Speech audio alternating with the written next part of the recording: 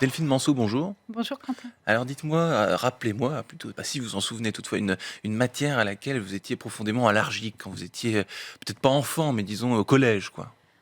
Ah, il y a une matière que j'aimais vraiment pas beaucoup, ça s'appelait l'EMT, c'était des travaux manuels Oui.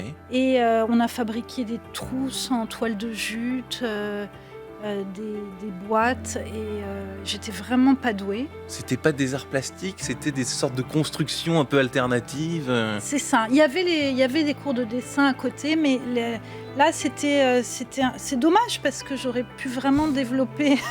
Les ma- EMT, vous dites. Ça s'appelait les EMT. Déjà le nom était pas très porteur. Et oui, je n'en garde pas des bons souvenirs.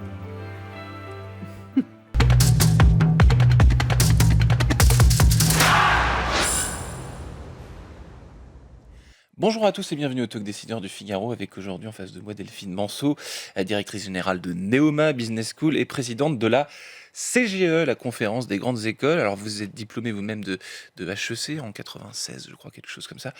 Vous n'avez ensuite, depuis les années 90, la fin des années 90, jamais quitté ce monde de l'enseignement supérieur. C'est devenu votre métier depuis ce temps-là. Exactement, puisque en fait j'ai fait ma thèse à HEC et pendant cette thèse de doctorat, j'ai commencé à donner des cours. C'était pas forcément une vocation au départ. C'était par hasard au début ou Bah, c'était... j'ai fait une école de commerce, le SCP, puis après je me suis dit oh j'ai besoin d'approfondir, j'ai envie d'aller plus loin, de Vous mieux n'avez pas comprendre. quitté vraiment l'école de commerce C'est ça, finalement. c'est ça. Donc je suis partie à HEC et là j'ai commencé à donner des cours et j'ai adoré ça. Et j'ai commencé aussi à faire de la recherche, parce qu'on ne le sait pas toujours, mais il y a une recherche en management, comme il y a une recherche en médecine. C'est même passionnant. Absolument, et j'ai trouvé ça passionnant. Et donc je me suis dit, ça pourrait être un métier. Je suis partie ensuite aux États-Unis faire un postdoc, et je suis revenue comme professeure. Et puis après, j'ai pris des responsabilités, des responsabilités de programme, de direction d'école.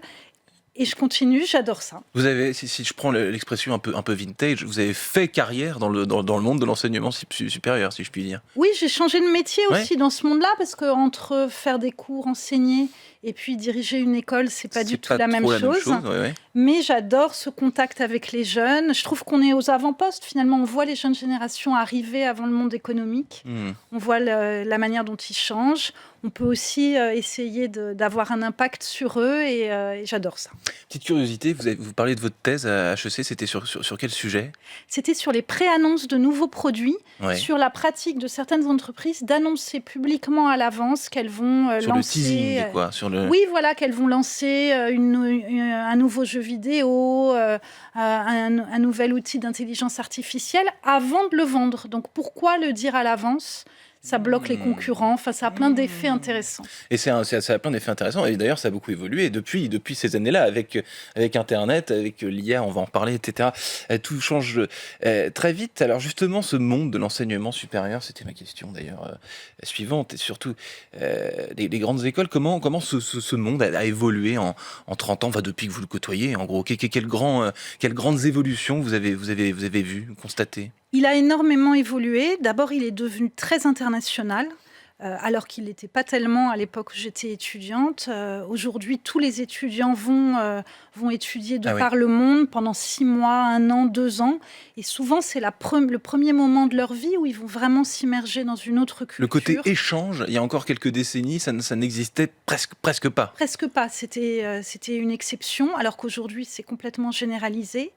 Il y a aussi beaucoup de professeurs internationaux, on ne le sait pas toujours, mais la France attire des enseignants-chercheurs du monde entier dans les grandes écoles. On entend plutôt le contraire, généralement, vous nous dites l'inverse, ce qui est assez rassurant. Dans mon école, par exemple, à Neoma, on a 75% de nos enseignants-chercheurs qui viennent du monde entier. On a plus de 100 nationalités représentées sur nos campus.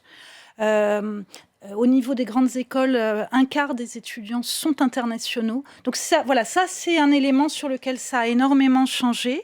Ce qui a aussi beaucoup changé, c'est que les grandes écoles, elles suivent les évolutions du monde économique. Donc on ne forme pas au même métier qu'il y a 30 ans, au même secteur. Donc ça, c'est très présent. Et si vous regardez les écoles, elles ont, c'est pas les mêmes. Enfin, voilà, c'est pas forcément les mêmes. Moi, parfois, les diplômés ont l'impression que ce monde n'a pas changé depuis l'époque où ils étaient jeunes et où ils ont étudié dans les écoles, alors qu'en réalité, c'est plus les mêmes matières qu'on enseigne, c'est plus le même environnement, c'est plus les mêmes débouchés. Donc, Ouais, mais ça, c'est assez humain, j'imagine, cette volonté, enfin ce biais cognitif plutôt de souhaiter garder un souvenir intact, de se dire que rien n'a changé finalement, y compris pour les alumni que vous évoquiez.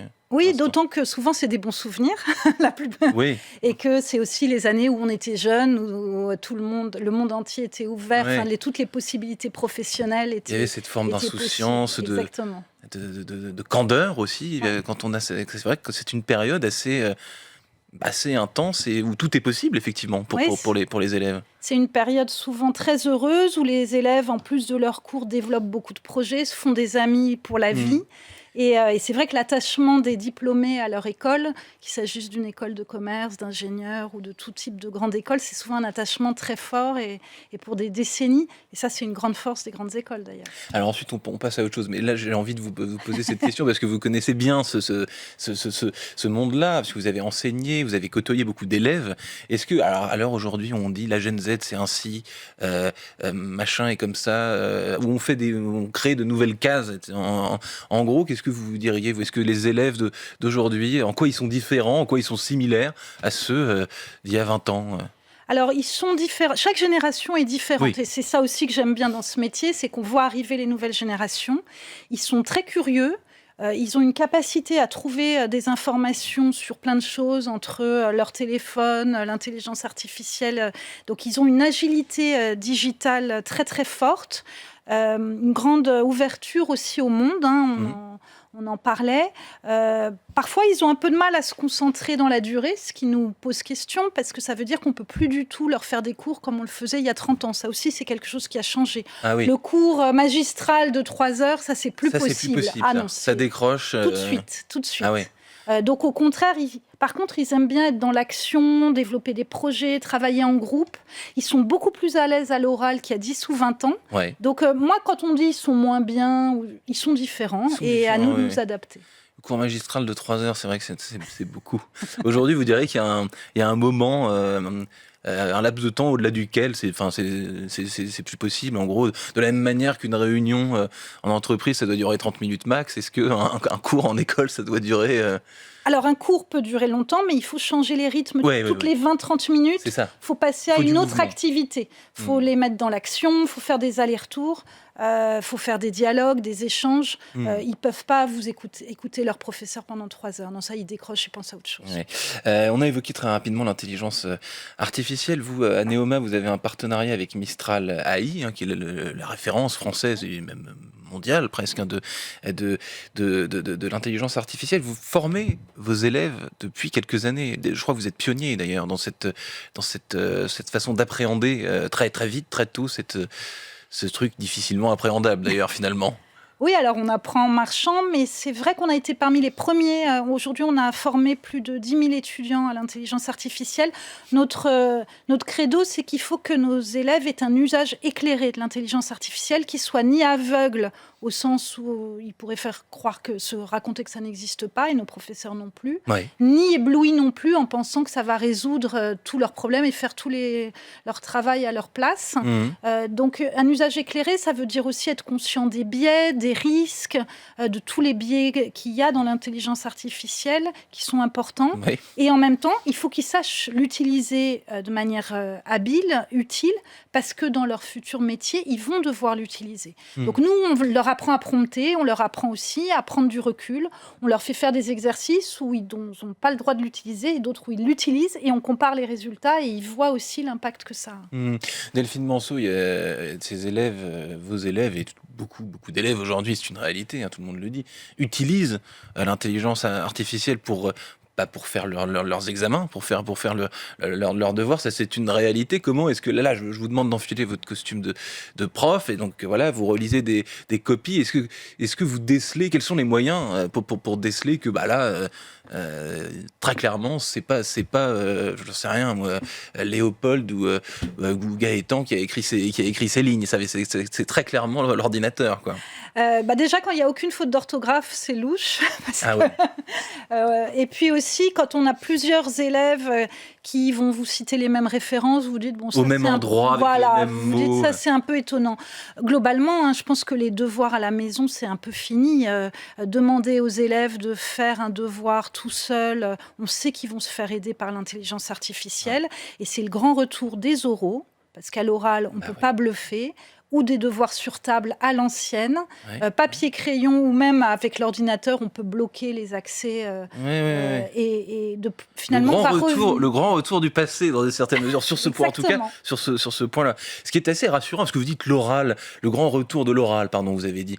Et c'est vrai, on peut moins tricher quand on est à l'oral. Absolument. Et même si vous demandez à l'étudiant de préparer un sujet, au bout de 3 minutes, vous voyez si c'est lui qui l'a écrit ou pas quand il en parle et que vous lui avez posé quelques questions. Donc oui, c'est le grand retour des oraux. J'ai des collègues qui ont complètement arrêté les devoirs à la maison et qui se sont mis à faire passer des oraux aux élèves. Ça développe aussi d'autres qualités chez eux. Oui, donc ça, pour le coup, c'est très... aux États-Unis, ça a tout le temps été l'oral roi, si je puis dire. Être à l'aise à l'oral, c'est quelque chose de très présent outre-Atlantique. Oui, parce que c'est quelque chose qu'on développe aux États-Unis dès l'école primaire. Mais d'abord, en France, on le développe quand même de plus en plus à l'école primaire et au collège. Et nous, c'est vrai que c'est un des points qu'on développe beaucoup chez nos étudiants. Delphine Manceau, il nous reste 3 minutes. Est-ce qu'il y a un enjeu? Alors, je vais vous citer un mot qu'on entend dans toutes les bouches depuis déjà quelques années, c'est la réindustrialisation de notre pays. Est-ce que c'est un enjeu pour ce monde des grandes écoles? C'est un enjeu très important pour notre pays. Et comme les grandes écoles, leur particularité, c'est qu'elles travaillent beaucoup avec les entreprises. Elles sont là aussi pour accompagner la compétitivité du pays, son attractivité. Donc oui, c'est un enjeu pour nous. Aujourd'hui, les grandes écoles forment à peu près 200 000 ingénieurs par an. On dit qu'il en manque 60 000 par an. Donc ça veut dire aussi être capable de former plus d'ingénieurs et aussi de changer l'image de l'industrie. Et ça, je pense que ça dépasse aussi les écoles d'ingénieurs. C'est pour tout l'enseignement supérieur, que faire rentrer l'industrie dans l'imaginaire des jeunes, que ça leur fasse envie. Et ça, je crois qu'on a un peu de travail à faire pour leur donner envie. Mais c'est passionnant, les carrières dans l'industrie.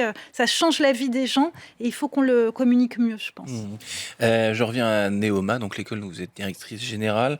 J'ai vu que vous proposiez un cours pour tous les étudiants de première année, donc un cours qui est intitulé « Leçons des grands textes littéraires, management, entreprise et leadership ». Est-ce que étudier les grands textes littéraires et les mettre en relief avec des livres qui ont marqué l'histoire, est-ce que c'est une façon, pardon, parce que là on a beaucoup parlé d'intelligence artificielle, d'ordinateurs, de robots, etc. Est-ce que c'est une façon de garder les pieds sur terre dans une certaine mesure et de relativiser ce siècle un peu bizarre où tout doit forcément aller très vite et où on prend plus trop le temps de réfléchir, quoi. Alors, dans notre mission, on a cette phrase « À l'heure de l'intelligence artificielle, nous cultivons l'intelligence humaine ». Et ce cours, il s'inscrit complètement dans cette vision. C'est-à-dire que les élèves, ils étudient les grands textes littéraires au lycée. Et quand ils rentrent dans une grande école comme Neoma, on veut aussi faire le lien avec ce qu'ils ont étudié avant, leur faire aussi prendre du recul par rapport à une actualité parfois anxiogène, et puis qui change un peu tous les jours, et leur montrer qu'il y a des fondamentaux. Et l'idée aussi, c'est qu'à travers les grands textes, on va regarder le lien avec le monde du leadership, du management, de l'entreprise. Donc que ça soit au Bonheur des Dames ou Ulysse qui emmène toute une équipe dans un long périple, ça permet de se rendre compte que ces grands héros, ils nous apprennent aussi beaucoup de choses sur l'être humain et sur la manière de conduire une équipe, des femmes et des hommes dans un projet. J'allais vous demander quelques exemples, justement. Est-ce qu'il est certain, ce sera le mot de la fin, mais ce qui est certain, c'est qu'effectivement Zola ou Balzac n'ont pas écrit leur livre avec l'intelligence artificielle. Ça, on peut en être certain. Delphine Manceau, directrice générale de Neoma et présidente de la Conférence des grandes écoles. Merci d'être venue sur ce plateau. Je vous souhaite une excellente fin de journée. À bientôt.